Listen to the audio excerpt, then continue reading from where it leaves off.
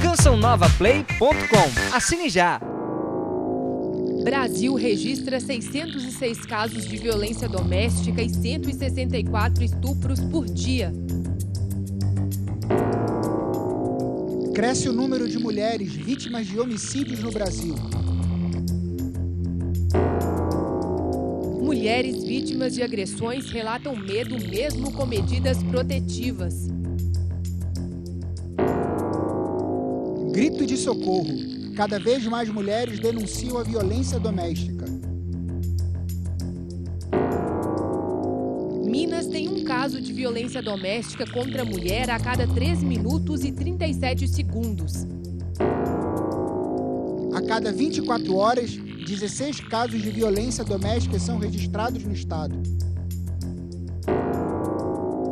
Brasil tem mais processos de violência doméstica.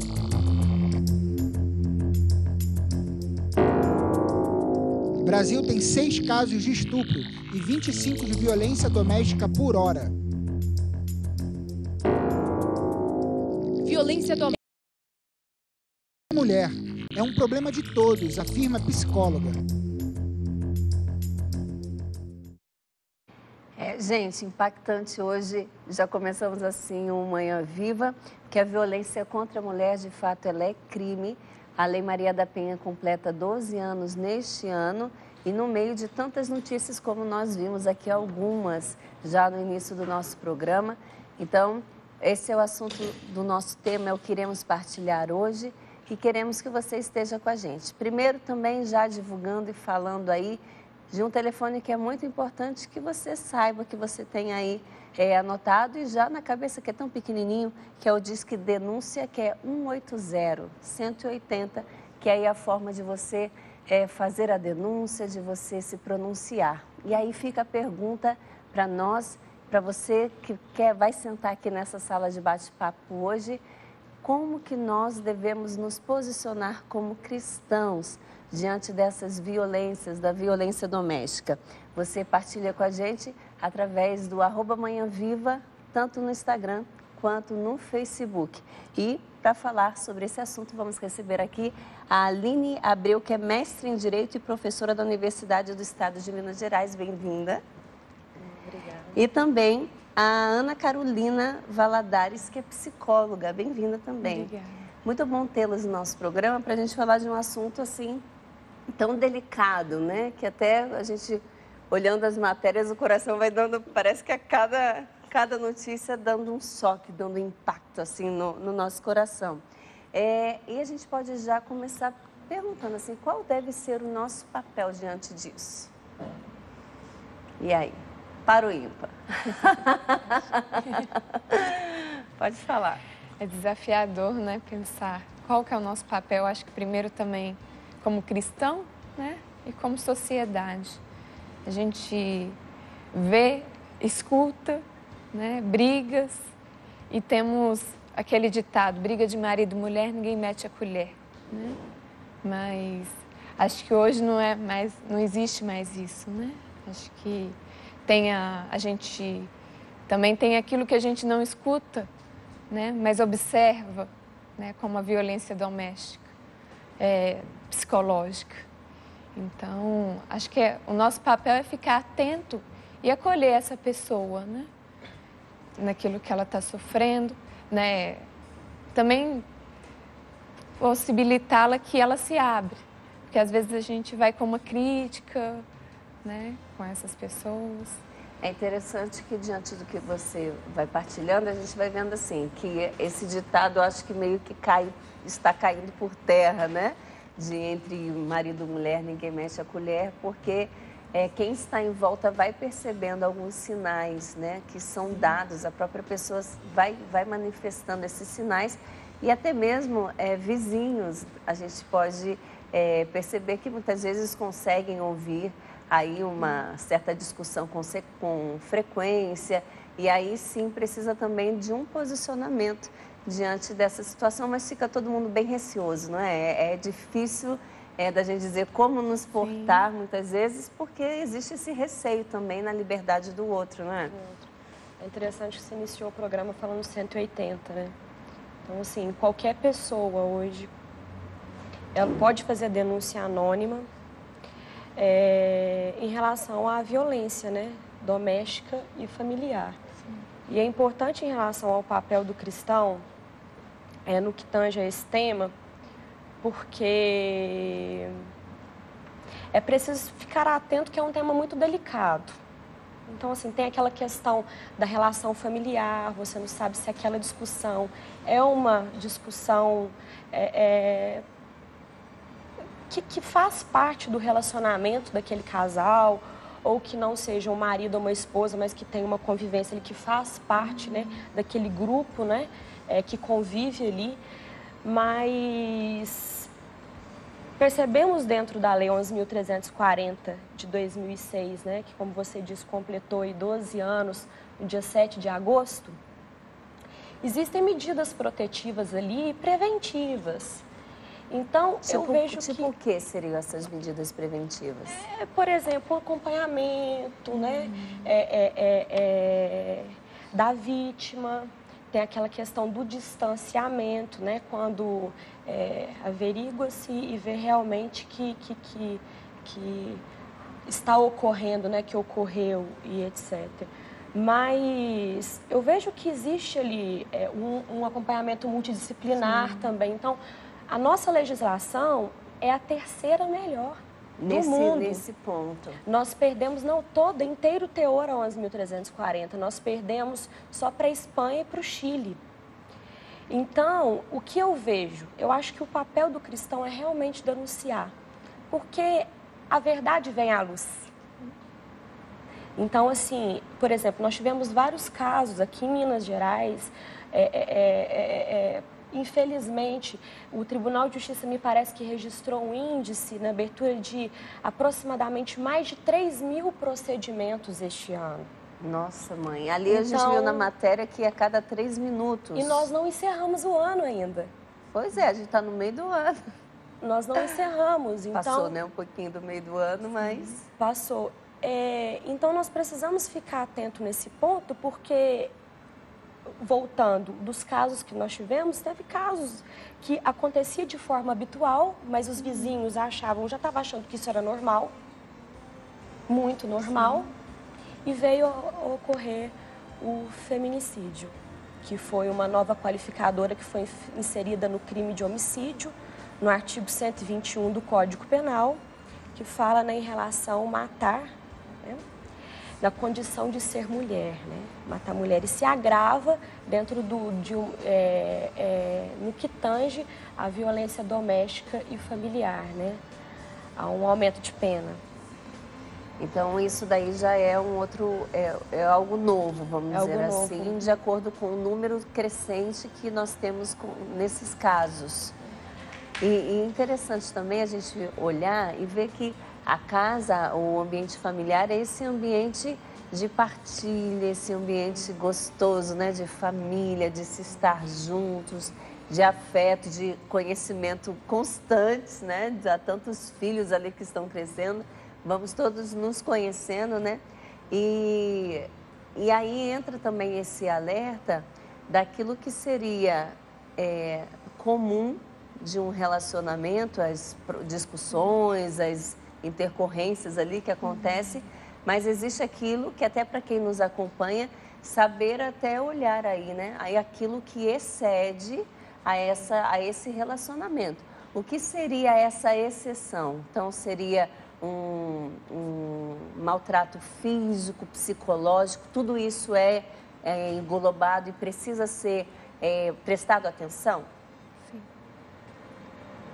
Tudo isso a gente precisa olhar. Então, se tem agressões por palavras, agressões físicas, já é um sinal que a pessoa precisa estar atenta. Sim, até então no artigo 7º, né, que ele fala das tipologias de violência, né, da Lei 11.340, ele trata sobre a violência psicológica, sobre a violência moral, a violência patrimonial, a violência física, e nós observamos em relação à violência psicológica, por exemplo, é quando inicia-se, né, aquele processo de retirar o direito de ir e vir da pessoa, né? Quando há aquela, uma pressão em que acaba, podemos dizer,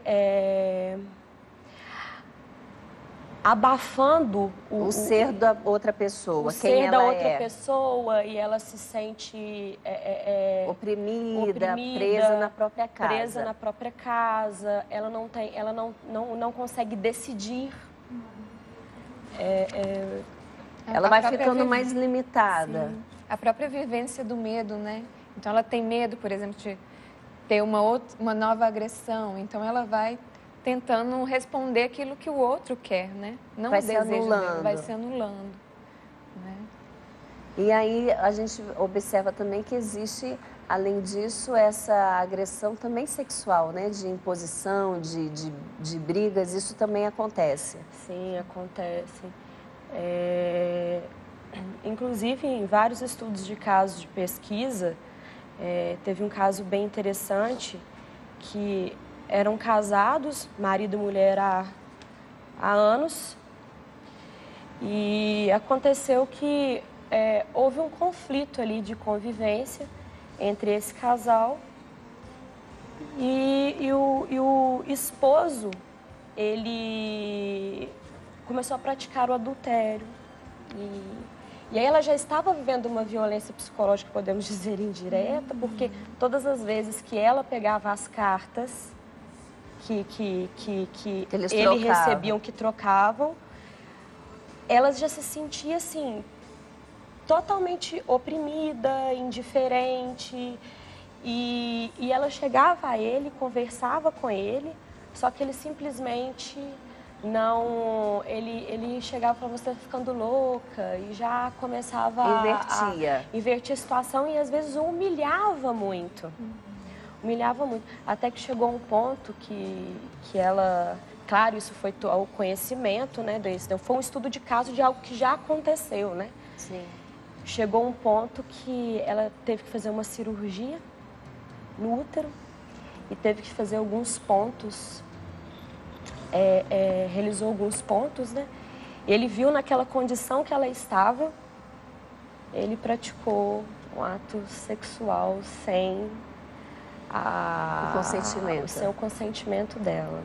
Naquele momento, amarrou, e aquilo foi trágico para ela.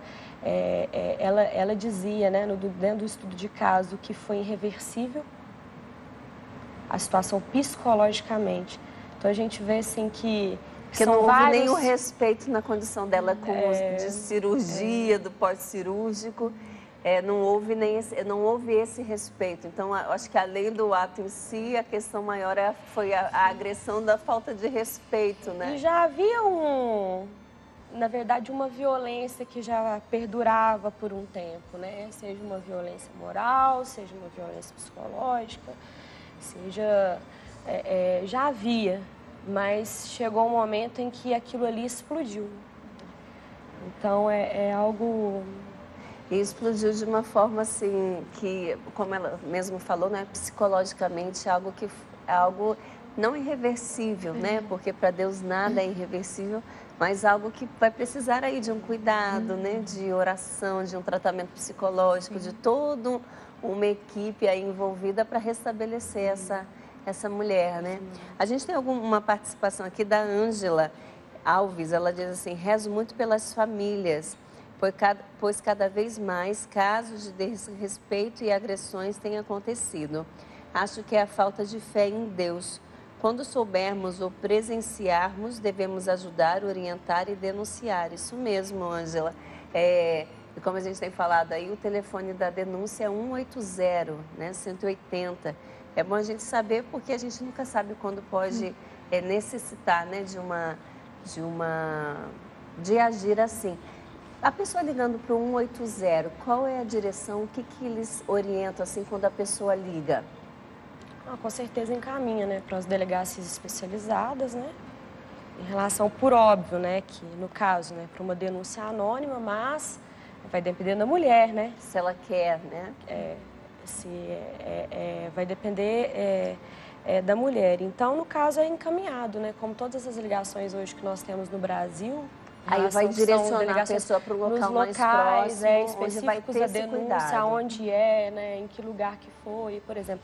Óbvio que se não tem uma delegacia especializada de atendimento à mulher naquela cidade, por exemplo, naquele município, a delegacia, né, da Polícia Civil é responsável naquela circunscrição, é óbvio que ela pode atender mesmo não tendo.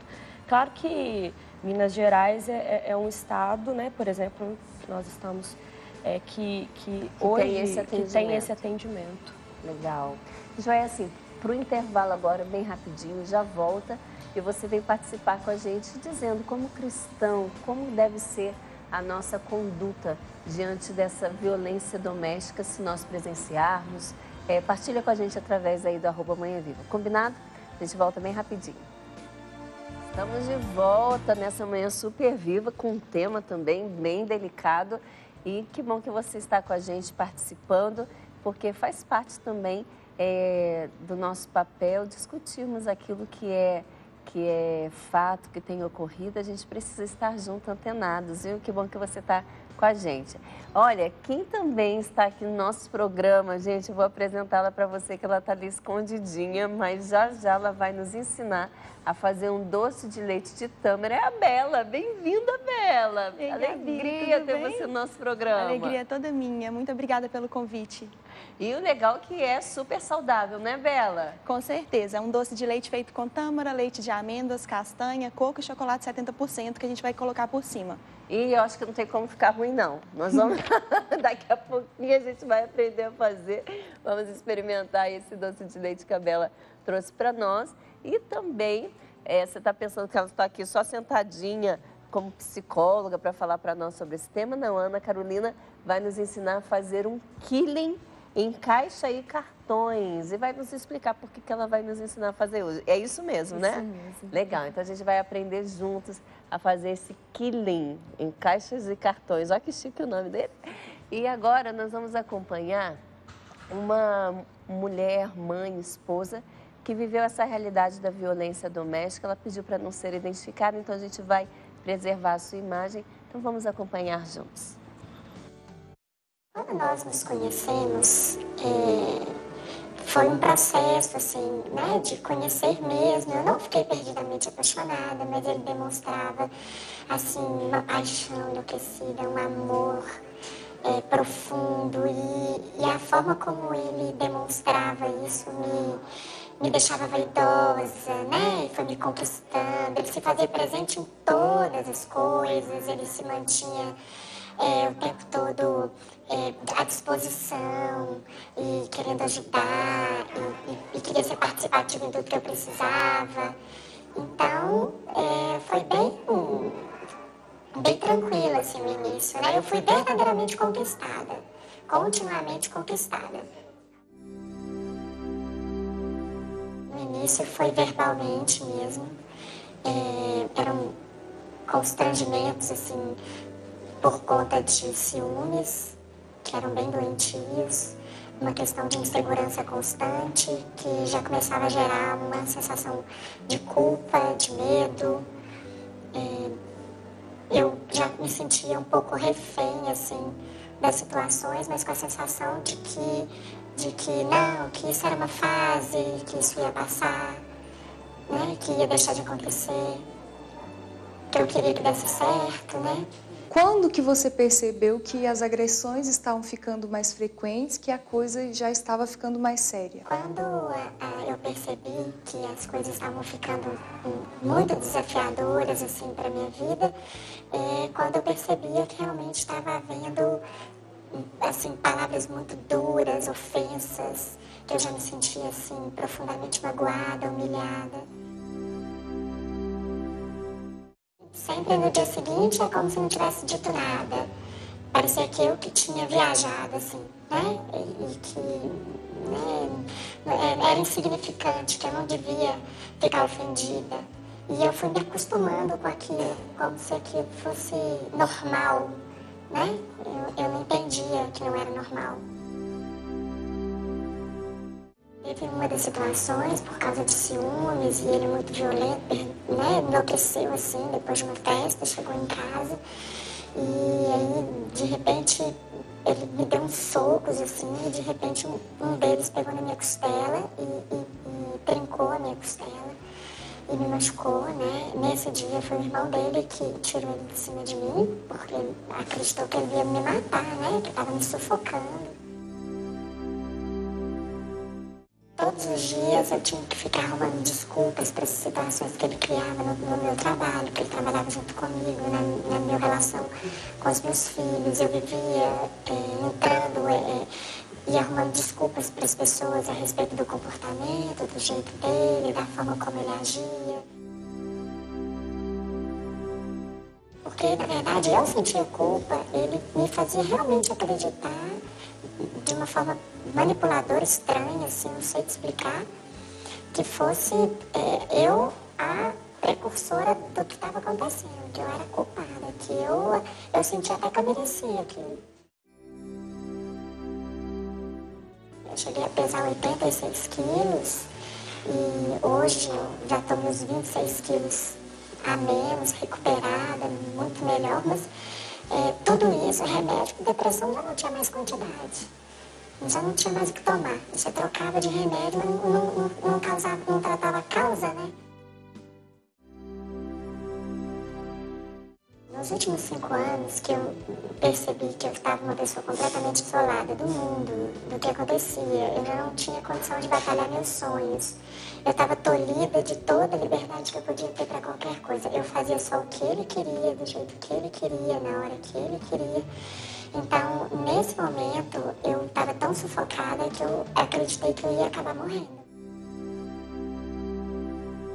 Eu chorando muito, desesperada, com minha testa assim, encostada no chão, de joelhos, debaixo do chuveiro.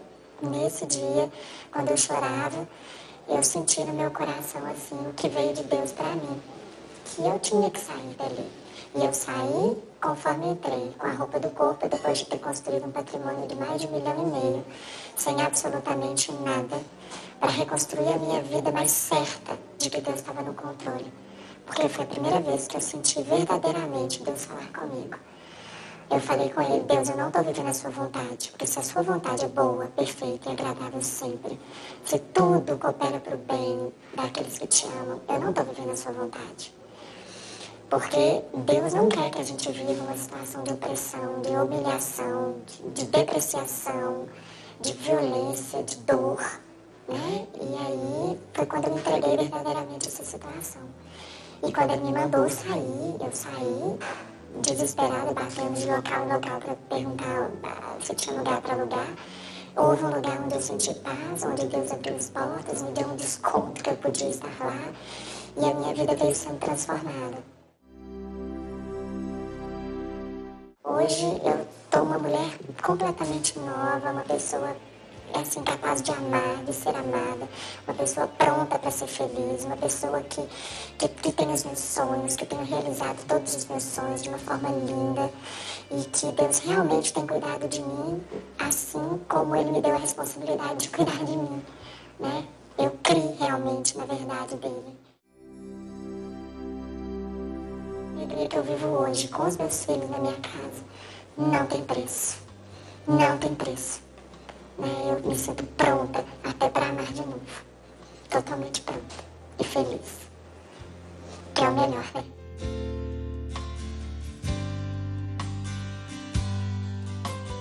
E obrigado pela sua disponibilidade, por partilhar com a gente aí da sua vida algo tão sagrado, algo tão precioso, mas que com certeza é para ajudar a tantas outras mulheres, tantas outras pessoas que vivem essa realidade da violência doméstica. Eu queria até perguntar para vocês, assim, para vocês nos dizerem o que identifica aí essa violência doméstica, o que é a violência doméstica? No caso dela, apareceu todos Todas os tipos, né? Todas as situações. E ficou marcado para mim quando ela fala do uso da medicação para depressão, né? Ela falou, eu tomava medicação, mas não tratava a causa, né? Então, também essa tensão, né? A pessoa, às vezes, vai até procurar um médico, né, para fazer um acompanhamento psiquiátrico, Mas o acompanhamento também psicológico é o ideal, né? Porque ele vai trabalhar junto com esse cuidado da medicação, né? E aí é o importante também, ela falou da família, né? De olhar que não só para ela, mas para essa família toda, né? Os filhos, né? Também ali inserido nessa situação. É porque, na verdade, mexe com... A gente pode ver ali a questão, como você bem disse, né, Ana? A questão da violência doméstica, ela pode caracterizar ali várias coisas. A questão da parte verbal, né, das ofensas, mas também da manipulação, dela se sentir culpada, como se ela tivesse feito as coisas erradas e ele tivesse de boa na história. A gente pode perceber aí a agressão física. Então, são pontos e que ela partilha também, que para ela eram considerados normais, né? Para ela foi sendo envolvida na situação de forma que muitas vezes parecia que era algo normal, era natural, era para ser assim. A pessoa que vive isso, ela tem esse sentimento mesmo de que o que ela está vivendo é normal e que vai passar, que no outro dia vai ser diferente? É muito interessante, Gabi, você tocar nesse ponto, porque com esses 2 anos, no Brasil, várias redes de proteção à mulher, proteção à mulher, né? Combate, enfrentamento à violência doméstica e familiar, eles trataram muito desse aspecto, porque a sociedade, ela olha para a violência e acha que na verdade, tem que haver uma agressão física somente. Só quando chegar na agressão física que é considerado. Numa lesão corporal simples, numa lesão corporal grave ou numa lesão corporal gravíssima. Então, a sociedade, ela tem esse pensamento. Então, por isso que nós falamos que as várias espécies, né, de tipologias de violência, retirando a violência física, que são, na verdade, ela é silenciosa. Porque, olha só, ela não conseguia reconhecer aquilo. Simplesmente... Porque a pessoa quer que dê certo, né? Quer queira ou não, ela quer que... Puxa vida, foi tão bom no começo, por que agora não vai ser? De repente sou eu mesmo que estou fazendo para que não dê certo. Então tem isso também, né? E tem toda a questão também, o quanto tempo que tem essa relação, toda a questão familiar, os filhos.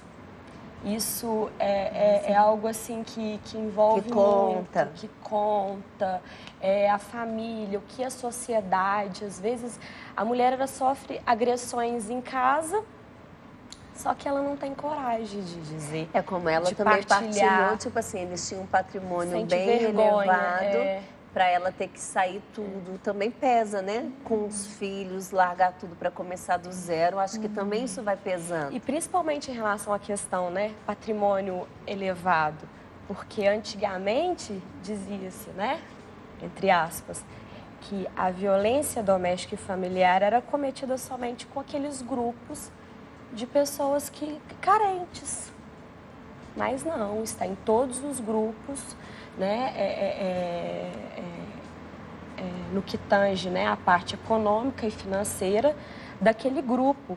Então, assim, normalmente, a mulher ela tem medo de dizer, de reconhecer, de dizer ao membro familiar, de partilhar o que está acontecendo. E isso acaba dificultando, porque a partir do momento que ela não partilha, que ela não diz, ela não consegue vencer esses obstáculos e as suas próprias limitações em relação à realidade que ela está vivendo.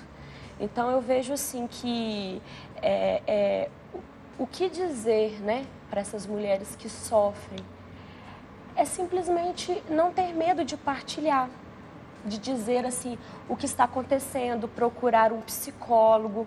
As redes de proteção à mulher que existem nos estados, elas trabalham isso, até mesmo porque as medidas protetivas de urgência às vezes demoram um pouco. Óbvio que tem 48 horas, todos aqueles prazos, né, procedimentais da lei.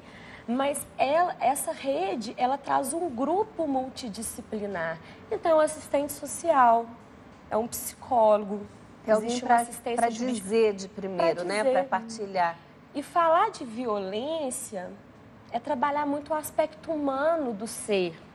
Porque o jurídico é aquilo que está na lei. que se não estiver na lei, mas vai só a violência... efetivar aquilo que foi detectado no emocional, no real. Vai trazer a proteção, claro, mas a violência ela vai muito além. Ela trata do aspecto humano, da história da pessoa. Às vezes a gente ouve também, mas o agressor, será que esse agressor, ele é agressor pelo fato do pai ter sido agressor ou dele ter vivido num ambiente, convivido com parentes, com pessoas à sua volta, né? Que tinham esse comportamento. Que tinha esse comportamento? Ela vai saber responder melhor do que eu. Mas dentro da minha visão, dentro de estudos de casos, de pesquisas de relatos, né, sobre a eficácia e aplicabilidade da Maria da Penha, sobre as características do agressor, né, eu percebo que, na verdade, não. Que tem sim, existe casos à parte. Mas eu acho que é estabelecido dentro de um convênio que instaura, talvez... pelo fato da pessoa não conhecer a sua própria identidade. Vou dar um exemplo. Na violência contra o idoso, as causas hoje, né, dentro de uma pesquisa que eu fiz, as causas que deflagram a violência intrafamiliar contra o idoso é a falta de paciência. Ou seja, falta de paciência. Está relacionado com a identidade da pessoa e com as relações. Então, qual que é, até dentro da pesquisa, o que propusemos, né? Que não trabalhe-se somente com o agressor, mas com o grupo familiar todo. Inteiro. Desde porque, às vezes, em relação no que tange aos idosos, mora sobrinho, mora neto. Então, assim, a família, ela é numerosa. Então, assim, que trabalhe com o grupo, porque, por exemplo, o agressor, a partir do momento que aquela medida protetiva, talvez, o prazo, já houve aquele lapso temporal determinado e não vai se perdurar mais com o tempo. Ele vai voltar. Porque não foi tratado ele, né? Foi só proteger a vítima e ele permaneceu. E os problemas? Claro, na violência doméstica, só um minuto, e familiar, no caso da mulher... Aí vai depender, né, da relação, se vai querer voltar e tudo. Até nós vemos muitos casos, né, que na verdade não representa. Acontece, falava o boletim de ocorrência de CETER, mas não representa. Não representa, só traduzindo para nós aqui na nossa linguagem. Não representa significa o quê? Que voltou atrás. Não vai representar, voltou atrás, não vai representar, não vai tocar para frente, falando assim de um termo menos jurídico, etc. Ou renuncia à frente do juiz, entendeu? Antes do recebimento da denúncia, que é uma peça processual, competência do Ministério Público, né? E etc., que a denúncia é o recebimento do juiz que recebe, mas antes desse recebimento do juiz, no caso. Mas é essa questão, eu vejo que o aspecto humano é o mais importante. E é interessante a gente, diante de tudo que tem discutido, perceber também que para a mulher, e a gente usando aí essa irmã, essa pessoa que quis partilhar com a gente, que partilhou o seu sagrado, a sua história, que a parte emocional também ela é muito afetada. Então, a gente fala aí, né, de procurar ajuda, de conversar, mas, ao mesmo tempo, a autoimagem dela já está totalmente destruída, as potencialidades dela já está totalmente destruída. Então, até para ela se sentir capaz de sair de casa, que eu vou dar conta, eu vou conseguir um emprego, eu vou conseguir tocar a família, eu vou conseguir encarar tudo isso de frente, é mais difícil porque toda a parte emocional, psicológica dela já está muito fragilizada, né? Ela esquece qual que é o papel de mulher dela, né? No caso de ser uma mãe, de mãe, até de esposa também, né? Ela passa a ser aquela mulher, eu escutei um termo servo ali, daquele homem, né? É que é o que ela falou, o que ele queria, ela fazia, quando, como, onde, era da forma dele. Então ela se anula, né? Então ela esquece daquilo que ela também deseja, né? Ela esquece daquele papel de cuidadora da casa, né? E é interessante também a gente pensar nessa questão da família, né? Muitas dessas mulheres é o acreditar ainda que a família pode se reconstruir ali, né? Então, quando alguém denuncia, aí chega lá a denúncia, ela não aceita a denúncia porque ela acredita ainda que aquela família existe, né? Que ela pode mudar. Então, acaba que ela, com o tempo, ela vai se anulando, vai protelando, acreditando que pode mudar, né? E aí vai entrando as doenças psíquicas, né? Que é a depressão, a ansiedade, transtorno do pânico, né? Até o que ela partilhou, que ela engordou, até os 86 quilos, né? Porque também não tem para onde ir. Não. Então, vai tentando suprir de alguma forma. No caso, ela foi aí para a comida. Aí vem os transtornos alimentares, né? E a parte emocional da pessoa, totalmente abalada, fragilizada, impede que ela haja, né? Sim. Como ela mesma partilhou aqui, que chegou uma hora que ela não conseguia, né, mais. E houve aí uma intervenção de Deus. O bonito da partilha também é isso. Perceber que ali aos prantos, né, debaixo do chuveiro, Deus veio falando ao seu coração: sai daqui, sai, vai, eu estou contigo, não vai dar certo. E a gente sempre fala da vontade de Deus. Achei bonito ela falar: a vontade de Deus é que nós sejamos felizes, né? A vontade de Deus que tudo concorre para o bem daqueles que amam a Deus. E aí, se não está acontecendo dessa maneira, tem alguma coisa errada. Então, foi ali o discernimento dela e ela pôde dar esse passo. Então, eu não sei o que você vive diante aí nas situações que você tem visto ou presenciado, mas esse programa é até para a gente tomar consciência dessa realidade da violência doméstica e estar atento, porque o outro, ele é importante para nós sim. A gente não pode ser indiferente a outra pessoa, não é mesmo? A gente vai para o nosso intervalo bem rapidinho e volta já já. Estamos de volta nesse programa super interessante também, super informativo para nós sobre essa realidade da violência doméstica. Que bom que você está participando com a gente. Daqui a pouquinho eu vou ler aí a sua participação.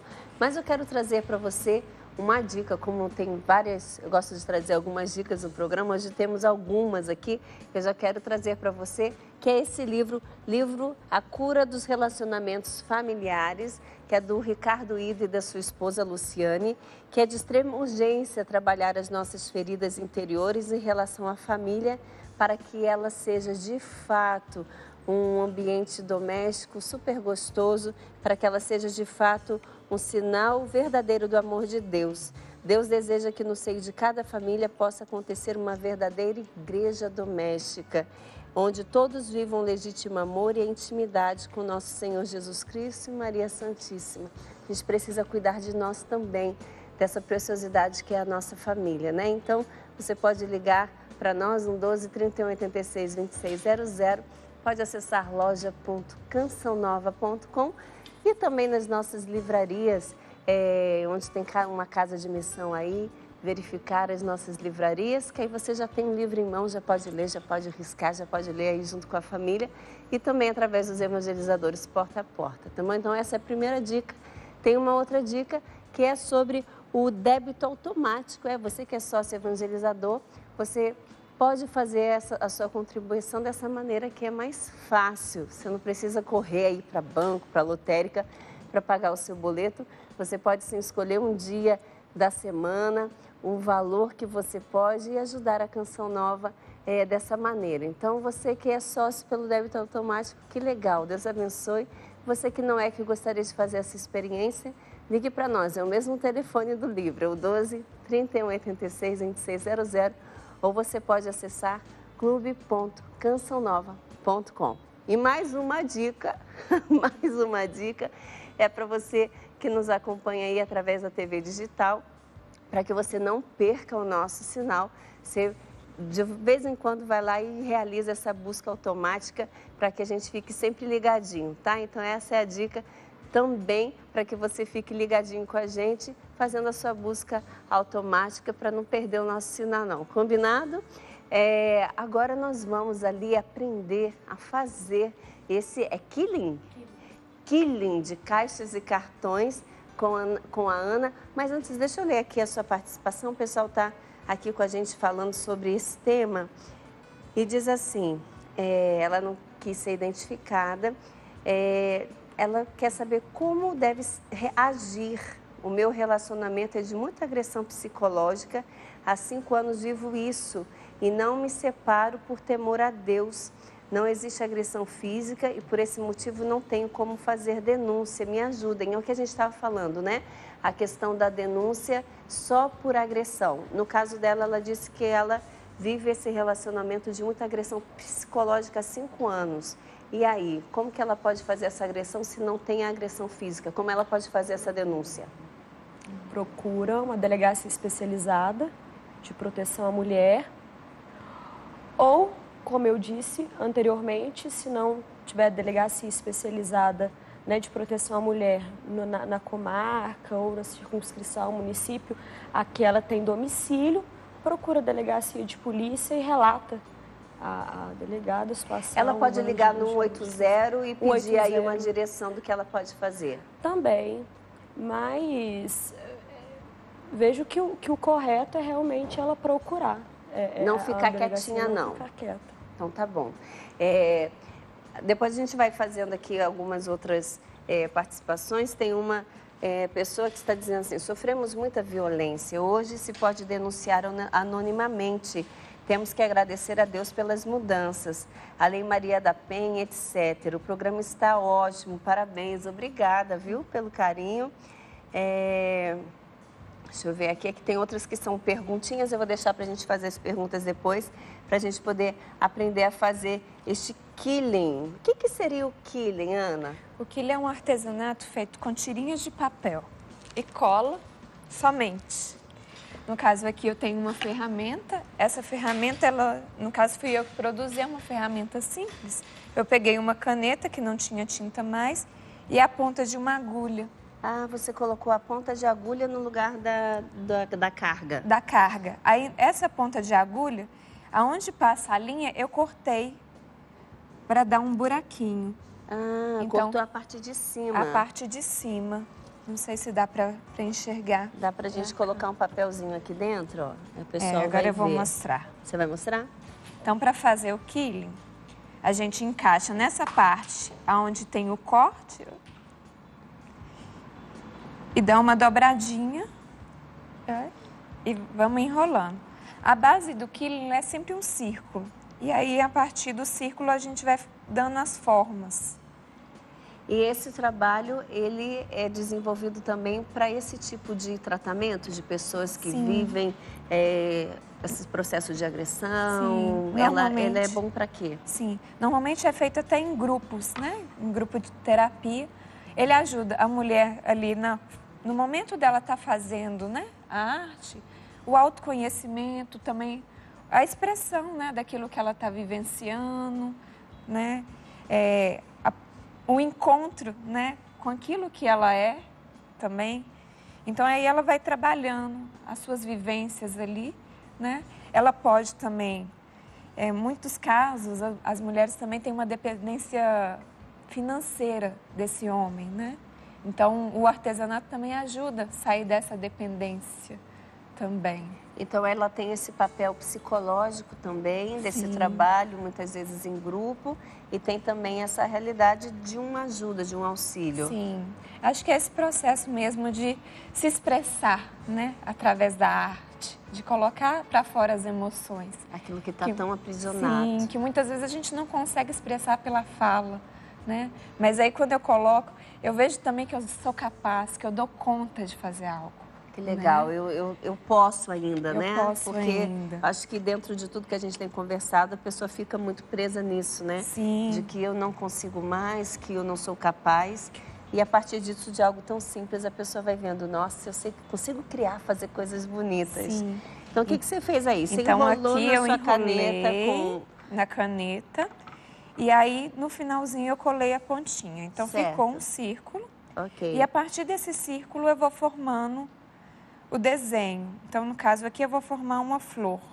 Eu já deixei algumas prontas. Só apertou a pontinha, Só olha, apertei já virou a pontinha, uma pétala. Já virou uma pétala. Então, aqui.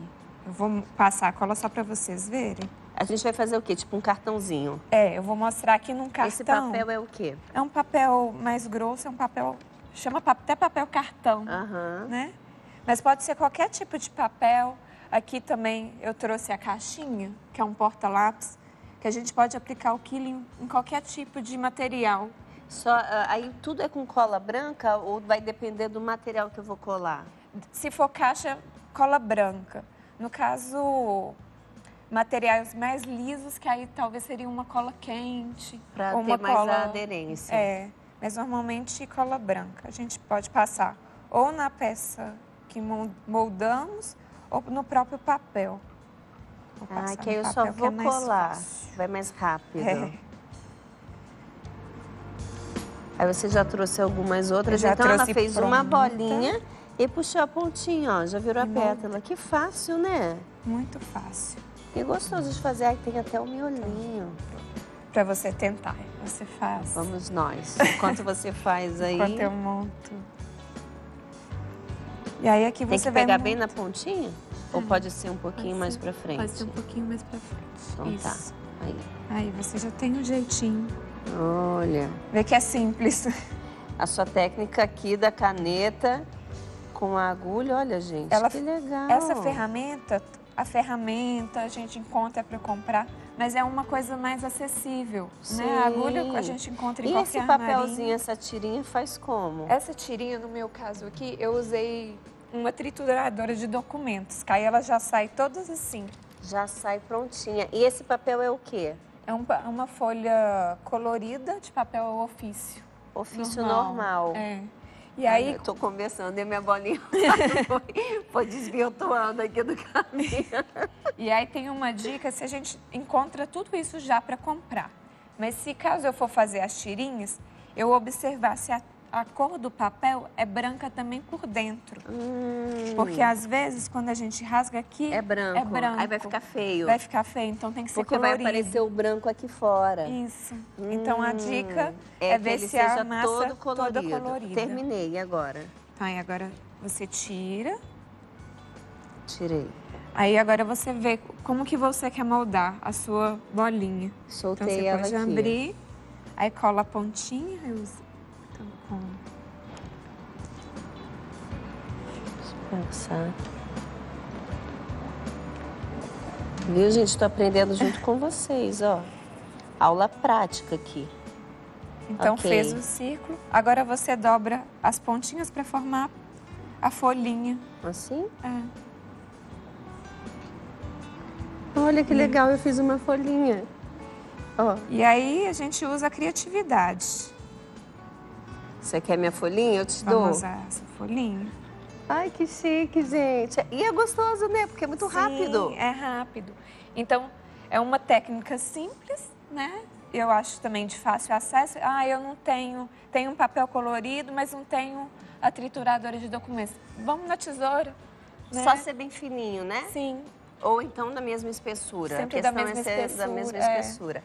E o segredo do papel não ter o branco, Não ele ter o ser branco. todo colorido. Então, aqui tem alguns modelinhos, por exemplo, um anjinho. Olha que legal. E aí você vai dando formas, por exemplo. É sempre parte do princípio da bolinha. Da bolinha. O que eu vou fazer vai ser, ali eu vou deixar ela crescer mais um pouquinho para poder moldar ou vou deixar ela pequenininha. Isso. No caso da folha, a gente deixa ela bem Deixa ela pequenininha. pequenininha. Então, você vai, na medida de enrolando, você vai vendo como você quer deixar o seu desenho. Por exemplo, esse já é 2 bolinhas. Então, a gente enrola de 2 lados. Enrola uma ponta, depois enrola a outra. Depois enrola a outra. Gente, e a técnica dela daqui da caneta e da agulha é bem legal, porque é só a agulha, você pegou uma agulha maiorzinha, né? A parte de passar a linha maior. Sim. Ela só cortou aquela parte que liga, né? Para a linha não sair. Foi onde ela cortou e ela faz isso tudo, olha. No caso aqui, eu acabei enrolando um mais do que o outro. Mas tá aí vendo? você vai... Ela fica conversando. A gente fica conversando e vai enrolando a bolinha. Mas é legal que você consegue moldar, né? Você vai moldando do jeito que Aí eu você fiz deseja. você fez um coração. Eu fiz um coração que pode virar outras coisas também. Olha, tá ficando bonito o nosso cartão. Eu tô aí colocando um monte de coisa. Que legal. E aqui também você fez isso aqui é o quê? Um menorzinho, dá pra fazer o quê de base? Aí, no caso, aqui eu enrolei...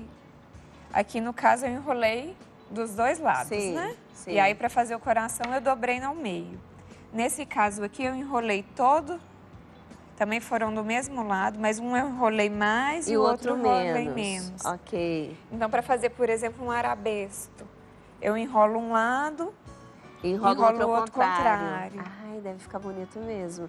Aqui, olha, a gente está vendo algumas ideias, né, que você pode fazer a partir desse trabalho. A base é super simples, né? E aí é a criatividade, que vai sendo trabalhada.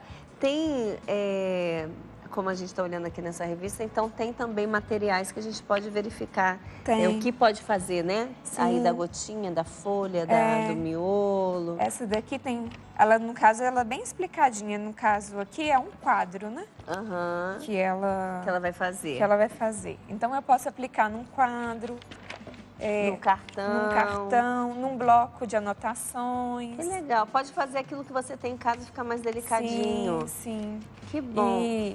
E até numa lembrancinha de presente de aniversário. Bem rapidinho. Bem rapidinho. Então, para mulheres que estão sofrendo algum tipo de violência, além de ser uma forma de colocar para fora, pode ser uma fonte de renda, né? Também. O quilling também dá para fazer brincos. Olha, mas aí usa que material? Usa o mesmo material, o papel, só que aí você vai colando uma pecinha na outra e no final finaliza com a cola, para ele ficar durinho e não estragar com mais facilidade, e encaixa a pecinha do brinco de pendurar. Olha, então, mas aí não pode pegar chuva. Aí não pode pegar. Né, com a cola pode. Com a cola pode? Com a cola pode. Ela vai permeabilizar o papel. Ela vai permeabilizar o papel. A cola branca mesmo? Cola branca mesmo. Olha que legal, gente. Então, até brinco agora dá para você fazer também com essa técnica. Dá para fazer brinco, dá para fazer usando também outros materiais que não seja o papel. Aquelas fitas de tecido. Também dá para fazer, fica. Aí, no caso, você vai ter que enrolar com a mão. Às vezes, a ferramenta não vai funcionar, porque desliza. Como até o papel no comecinho ali pode deslizar. Mas aí você vai aprimorando. É uma técnica simples e aí você vai aprimorando do seu jeito. Não tem o jeito de fazer, é o seu jeito. Que legal. Eu vou ler aqui algumas participações do pessoal que está com a gente no nosso programa. A Fátima diz assim: estou vendo Manhã Viva de hoje, quero parabenizar pelo tema. Quero fazer uma pergunta. Como podemos saber que a pessoa, o agressor, pode mudar e melhorar a convivência familiar? Pois eu tive episódios de brigas com meu marido, ciúmes e queria me proibir de trabalhar. Mas com muita oração e busca de Deus, fui justamente por isso que busquei a Deus. Ele procurou uma psicóloga e começou o tratamento, mas não foi até o fim. Só que mudou alguns comportamentos. E eu evito ao máximo as situações. Estou desempregada atualmente, mas ele prometeu quando quase nos separamos que não ia acontecer mais. Continuo buscando a Deus, pedindo conversão dele. Assisto a Canção Nova todo dia, isso me fortalece na luta por minha família. Entra também essa questão do agressor. Como cuidar do agressor, né? E aí, no caso, ela fala que ele procurou uma ajuda, né? Mas parou. E aí, eu indico também procurar uma ajuda de um psicólogo sistêmico, um psicólogo que trabalha relações familiares, né? Porque pela abordagem sistêmica, o que está adoecido não é a pessoa, mas as relações. Né? Então, ele vai cuidar ali daquele marido, ele vai cuidar do filho, se caso tiver, vai cuidar da esposa. Cuida de todos. De todos. Então, é um psicólogo sistêmico que fala. Sistêmico, psicoterapia familiar. E se não houver, ela pode buscar o psicólogo? Ela também, sim. Buscar, acho que é a questão do autoconhecimento, né? Então, se eu me conheço, eu também sei lidar com as situações de conflito, de sofrimento. Eu sei como eu responder também naquela situação, né? Como também ajudar esse agressor. Então, é interessante a pessoa se cuidar, mas que o outro se cuide, mas e o outro não querendo, uma opção é essa como família, né? Vamos cuidar da nossa família. Sim. E aí todos vão sendo cuidados e trabalhados. Esse é uma dica. É para a gente pensar que o agressor, ele não deixa de ser pessoa, né? Ele não deixa de ter também as suas emoções, os seus sentimentos, né? Os seus conflitos. Não é cuidar de um todo, né? Que a gente está pensando na valorização da família, de não desistir dessa família. Então, a gente olha e cuida de cada um. Obrigado, viu, pelas dicas aqui, por nos ensinar é o quilling. Olha que chique, aprendemos hoje a fazê-lo. A gente vai para o nosso intervalo rapidinho, já volta, porque ainda vamos aprender a fazer um doce de leite de tâmara com a Bela. Você não pode perder não, tá bom? Voltamos rapidinho. Estamos de volta, que bom que você está com a gente nessa manhã super viva. E você pode perceber também que é até delicada, né? A gente fica assim, com um jeitinho para falar desse assunto, porque de fato a violência doméstica é algo delicado, mas que a gente não pode deixar passar, porque são vidas, é um relacionamento aí familiar que precisa de cuidado. Então, que bom que você está com a gente, que a gente vai aprendendo junto a lidar com essas situações. Temos aqui algumas participações. Eu não vou ler os nomes, tá? Hoje vou deixar sem nomezinho. Ela diz assim, que já viveu um relacionamento abusivo em um namoro, de uma manipulação psicológica muito grande. Realmente me sentia culpada por tudo. Acredito que a busca do autoconhecimento e do amor de Deus nos ajuda muito nisso, até para evitar chegar nesse ponto da violência física. Mas quando o nível da violência já está grande, como a mulher pode reagir? Sendo que muitas ainda suportam em nome de uma tradição de que a mulher precisa suportar tudo. E aí? Acho que aí é buscar uma ajuda, né? Entender também que muitas vezes sozinha a gente não consegue alcançar o nosso objetivo, né? No caso que nós vimos, ela teve a força de Deus, né? Mas nem sempre a gente consegue alcançar essa força de Deus. Nós estamos tão debilitada que não consegue enxergar. Então, é buscar ajuda, acho que não ter vergonha, né? E quando a gente busca ajuda, a gente também está dizendo para nós mesmos qual que é o nosso papel no mundo, qual que é a nossa missão no mundo, né? A gente também está cuidando daquela pessoa que a gente acredita que é o agressor, mas que acredita nele ainda, que ele pode mudar, né? Então, acho que não ter buscar vergonha. ajuda não é um ato egoísta somente, assim, né? Você não está olhando só para você, você está olhando para um todo. Por um todo, porque eu até brinco muito no consultório, né? Nós também, psicólogos, precisamos de ajuda. Porque como que eu vou ajudar o outro sendo que eu não estou bem, né? Então, entender também essa realidade, né? Caso essa mulher tenha um filho, né? Como eu vou poder olhar para o meu filho, ajudar o meu filho nessa situação de sofrimento, né?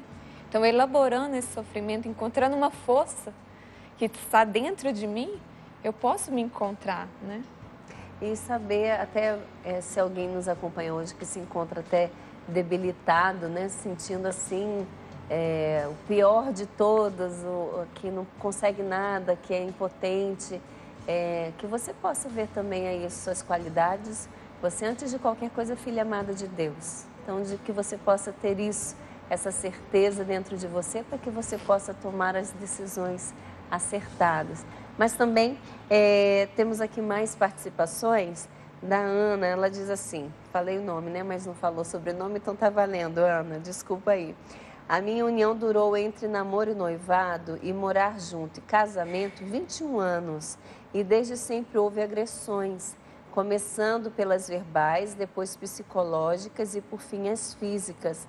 Não conseguimos enxergar muitas vezes o que está acontecendo, só que sofremos e faz parecer que a vida é assim e pronto. Hoje, depois de vários fatos, muitas conversas com pessoas e com até mesmo medo de desagradar a Deus, acabei me separando, mesmo tendo medo. Ainda acho que ele é uma boa pessoa e que ele é muito bom comigo. Oro muito por ele, mas hoje comecei a respirar e voltei a ter vida e saúde. Deixei os antidepressivos. Então, é uma realidade, né, que a gente começa a ver que é recorrente essa questão da impossibilidade, né, de se sentir pequena, do medo, mas também que a saúde, ela volta também depois disso, né? E eu acho que é importante também atentar que a gente sempre fala da questão do homicídio, mas também existe muito suicídio de mulheres, né, que sofrem violência, né? Porque ela entra num ciclo, né? Acha que no início é normal, vai passar, aí vai entrando os transtornos psiquiátricos, a ansiedade, a depressão, aí até começa a tomar a medicação, às vezes não começa a tomar a medicação E aí a depressão vai se agravando, né? Até chegar a um ponto que ela fala, que sentido tem a minha vida, né? Tá aqui, eu tô sofrendo, então ela mesma finaliza com a sua vida, né? Então existem também esses casos que precisam ser vistos. Eu acho que assim, na nossa conversa hoje, é esse entendimento de olhar a pessoa e o valor que ela tem, né? Sim. E também o valor da família. Então, existe aí, por isso que a gente está falando também sobre isso, existe esse olhar também pelo outro, olhar porque aqui ela diz que ele continua sendo bom, ela acredita na pessoa dele, mas às vezes essa pessoa, o agressor, também pode ter aí alguns transtornos, algum tratamento que precisa ser feito. Sim, sim. Então, também a orientação dessa pessoa agressora buscar ajuda, né? Então, ali a família, de uma certa forma, também pode orientar, né? A família, não a família esposa e filhos, né? Às vezes os filhos são pequenos, mas a família externa, né? Orientar esse agressor também buscar ajuda. Até mesmo o casal, né?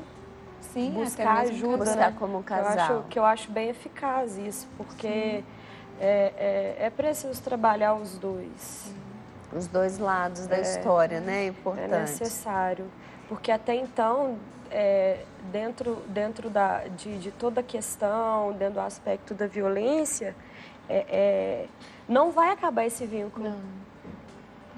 Não vai acabar, não estou falando assim, de acabar o vínculo em relação, no que tange a relação, não. Então, estou dizendo que o conflito não vai acabar, vai haver uma relação. Tem a questão, por exemplo, se ele cometeu um crime específico, né, tem todo um procedimento, haverá, no caso, se ela quiser representar, a representação, depois todo o processo. Então, esse não vai acabar. Então, o correto, antes de tudo, é trabalhar esse aspecto que eu vejo... Que é o aspecto conjugal, né? Quando dá, né? Que quando é o início, dá, né? Quando começam somente as discussões verbais, depois... Eu acho que uma das coisas que tudo que nós conversamos é ficar atento também a esse início, né? De achar que nem tudo é normal. Identificar o que é uma briga comum de casal e o que é uma briga que está excedendo, que está chegando à violência psicológica, né? Porque muitas vezes a gente percebe que a violência psicológica é um início, né? Depois parte para agressão física, patrimonial. E aí a gente pode falar também dessa realidade que a gente tratou no início do programa, primeiro, de como agir de uma pessoa, de uma mulher que identifica que está vivendo esse tipo de agressão, então o que ela pode fazer, e também essa realidade das pessoas próximas, como proceder, né? Vendo aí, como a gente falou já no início dessa questão de entre marido e mulher, ninguém mexe a colher, qual o procedimento se você está de fora vendo algo acontecer? Então, a gente pode trabalhar essas duas para a gente finalizar aqui o nosso bate-papo. A mulher, qual o procedimento, o que ela pode fazer e quem está de fora também, como agir? A mulher procurar uma delegacia especializada de proteção à mulher, né? No caso, delegacia, e aqueles que estão ao redor, seja vizinhos e etc., eu vejo que tem que denunciar. É 180. Nós somos responsáveis pelo outro também. Sim. E eu vejo que até muito a igreja ela tem falado muito no que tange o princípio da dignidade da pessoa humana. Até o próprio Papa João Paulo II, ele já manifestou em relação à violência, em um encontro que ele teve. Esqueci em qual cidade que foi, mas nós precisamos, nós temos essa responsabilidade como cristãos. Nos noticiários, nós vimos aqui, né, os relatos no início do programa, temos visto as notícias. Sempre a violência ela tem um início e um fim. E não acontece uma vez só. E aí é o que a pessoa precisa estar atento a esse início para que não chegue aí no fim. E como eu disse, né, a verdade sempre vem à luz. Sim. Então eu acho assim que nós, como cristãos, né, devemos denunciar Após averiguar, né, claro, depende da mulher também, etc. Aí nós precisamos, aí sim, tomar as devidas providências. Então fica aí a dica também de hoje com relação a esse assunto, é o ligar no 180, caso precise fazer aí alguma denúncia. Não é o ideal bater na porta do casal, ei, o que vocês estão fazendo? Mas de repente dar esse passo aí para proteção também daqueles que estão à nossa volta, né? Não é apenas um vizinho, não é à toa que você mora perto dele, não é à toa que essa pessoa está aí pertinho de você, tá bom? Bom, como eu falei, a Bela está aqui com a gente para nos ensinar a fazer esse doce de leite de tâmara. Que legal você aqui com a gente, Bela, bem-vinda. Obrigada bem-vinda. pelo O convite. que a gente vai precisar para fazer esse doce de leite? Ó, a gente vai usar leite de amêndoas, tâmara, castanha de caju sem sal. Aqui tem a manteiga ghee, que é a manteiga sem lactose. Um pouquinho de flor de sal, que é uma pitadinha de flor de sal, pode substituir pelo sal mesmo, convencional. Pode ser uma pitada de sal. Para dar esse contraste também e equilibrar o sabor do doce. Certo. E um pouquinho de coco ralado sem açúcar. Aí a gente vai finalizar com um pouquinho de chocolate 70% raspadinho por cima. Nossa, que delícia. E as medidas, ô Bela? Quanto que tem Aqui de tem leite uma aqui? xícara e meia de leite de amêndoas, 6 tâmaras. Essa aqui é a tâmara premium, tá? Que é aquela tâmara maior. Aqui Se tem for a meia... menorzinha, seria o dobro? Isso, seria 12. o dobro. Isso. Tá. E faz o que com a semente? A semente a gente descarta. Tá bom. Tá? E aqui tem meia xícara de castanha de caju, uma colher de sopa de coco ralado, uma pitadinha só de flor de sal, uma colher de sopa rasinha, tá? De manteiga ghee. E por cima o chocolate 70% é a gosto pra gente salpicar. Se o pessoal não tiver manteiga ghee em casa, pode fazer Pode usar como? óleo de coco também. Pode colocar óleo de coco. Aí substitui o quê? Por uma colher? Isso, uma colher de sopa rasa também. Tá bom. E como que a gente faz? É bem simples, é uma receita que eu desenvolvi para o dia a dia. Além da facilidade, né, da receita, a tâmara também, que é super rica em fibra, ela vai conferir uma consistência super cremosa.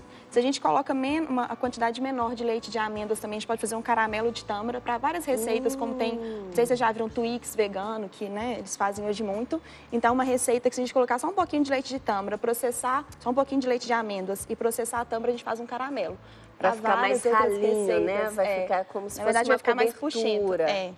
Legal. Então, a tâmara já tem o açúcar dela. Já tem o açúcar dela, então é uma outra vantagem também, que é um ótimo doce para as crianças, né? Como não tem, só tem o açúcar da fruta mesmo, é um excelente pré-treino também, né? Porque a tâmara, ela confere bastante energia, então é um super alimento. Que legal. E só para aproveitar aqui a questão da tâmara, ela pode ser usada também em outras receitas nesse papel de adoçar?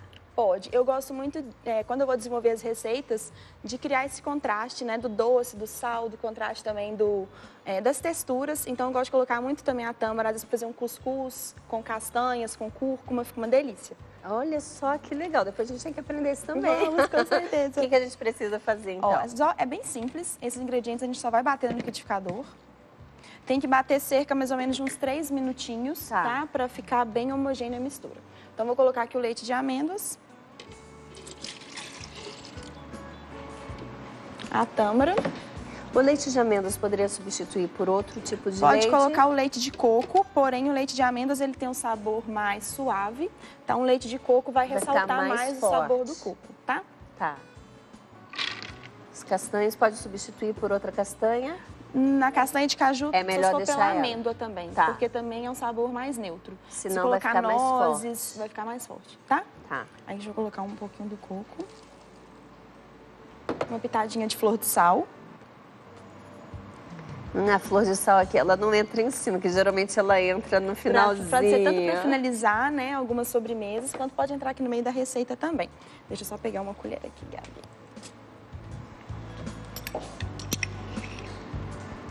A manteiga. Isso. Agora a gente vai bater.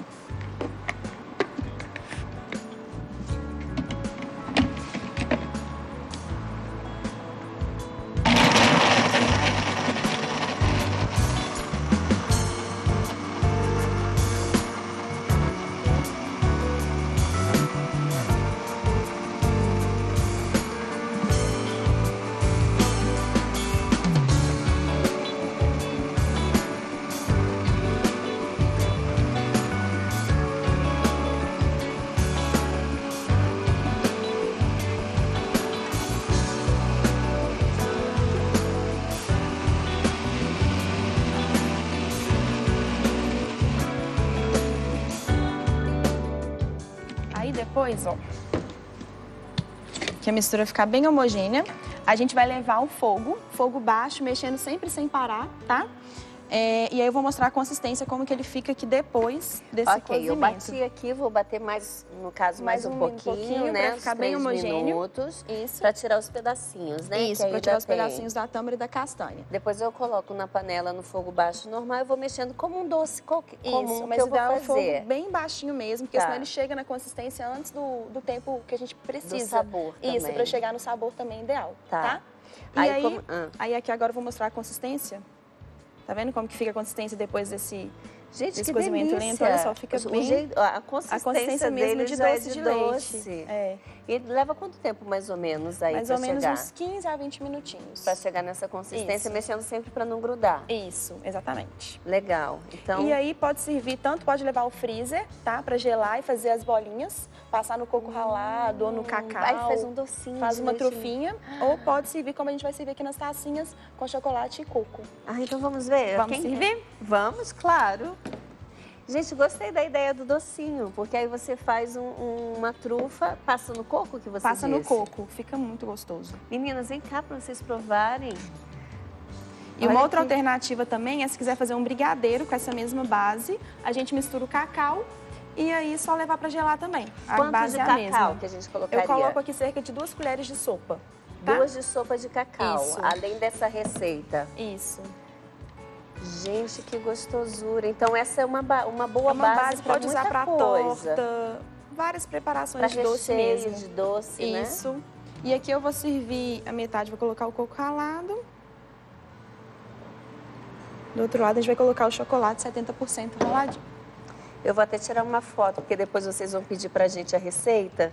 E aí a gente já tem aqui como ficou para você ver. Olha só que delícia. Pega um aqui pra mim, pra eu tirar fotinho.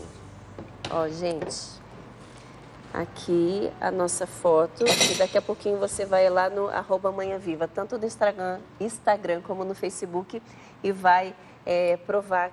Provar não, né? Vai ter que fazer a receita. Então, ó, pra vocês provarem. Deixa eu pegar outra colherzinha aqui, Gabi. Aqui. Obrigada. Vamos ver, hein, Bela? Me contem depois o que vocês acharam. Meu Deus, que delícia. Não é? Que delícia, nem parece. Não fica realmente com o gostinho do doce de leite? Que gostoso. É a textura? Difícil comer só uma colherzinha aqui, viu? Que bom que vocês gostaram. E não é muito doce. Não é muito doce. Então, equilibra, a flor de sal também dá uma equilibrada no Exato. sabor. Então essa pitadinha da flor de sal é o segredo. É o segredo. Muito obrigada, viu, Eu Bela? que agradeço. Volte sempre, é uma alegria tê-la no nosso programa. Volte sempre, já vai pensando assim, outra coisa gostosa assim para nós. Obrigada, meninas, pela presença. Eu que agradeço pelo convite. Alegria tê-las no nosso programa. E a gente já aproveita também para entregar toda essa realidade que a gente partilhou hoje no nosso programa, dessa realidade da violência doméstica, pedindo mesmo que o Senhor vá ao encontro de cada coração, de cada mulher, de cada esposa, de cada esposo, que o Senhor mesmo possa olhar com carinho como o Senhor olha por cada família, transformando os corações, dando a graça de agir, procurar ajuda àqueles que precisam de ajuda, a graça de zelar e cuidar pela preciosidade que é a família, mas cuidando dela pelo todo. Nós entregamos Jesus assim, o casal, os filhos, os familiares, pedindo que o Senhor, que a sua luz, a luz do teu Santo Espírito, venha iluminar as situações, iluminar as realidades e dando a graça de reconstruir as famílias que precisam ser reconstruídas, de restaurar as famílias que precisam ser restauradas, mas principalmente de cuidar e zelar por cada mulher hoje que precisa ser cuidada, que precisa ser olhada como uma filha amada sua. Que o Senhor coloque as pessoas certas, que o Senhor oriente cada mulher na sua vivência, no que tem experimentado. Pedimos tudo isso, Senhor, pelas mãos da sua mãe, a Virgem Maria, que ela mesma possa passar à frente. Vamos rezar juntos essa Ave Maria, hoje por todas as mulheres, por todos os lares, por todas as famílias, esposos, filhos. Ave Maria, cheia de graça, o Senhor é convosco. Bendita sois vós entre as mulheres. Bendito é o fruto do vosso ventre, Jesus. Santa Maria, Mãe de Deus, rogai por nós, pecadores, agora e na hora de nossa morte. Amém. Maria passa na frente. Jesus, Maria e José, a nossa família vossa é. Fazei-nos viver o amor e a reconciliação.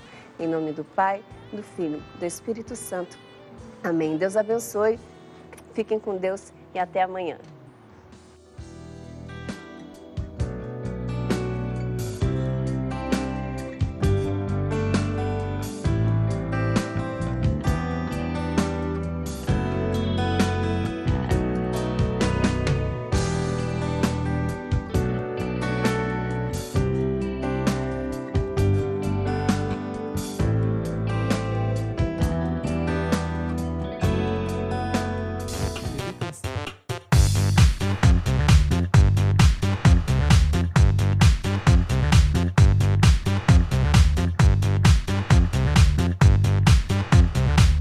cançãonovaplay.com. Assine já!